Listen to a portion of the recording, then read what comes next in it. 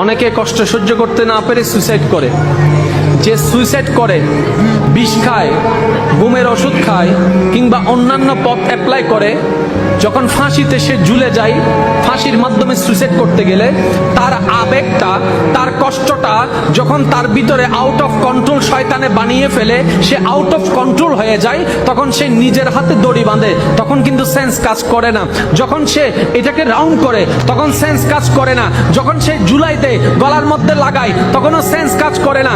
যখন সে ঝুলে যায়, পা থেকে চেয়ারটা সরাই ফেলে, যখন আর কোনো উপায় থাকে না, তখন শয়তান ওখান থেকে সরে যায়। সরে যাওয়ার পরে তার বিবেক তখন কাজ করা শুরু করে। তখন সে নিজেই বাঁচতে চায়, নিজেই ছুটতে চায়, কিন্তু আর কোনো উপায় থাকে না। তখন সে ভাবতে থাকে, আমি কেমনে করলাম, আমি কেমনে করলাম, কষ্ট তো আরো অনেকের জীবনে আছে, ওরা তো ঝুলে নাই, আমি কেন ঝুলে গেলাম।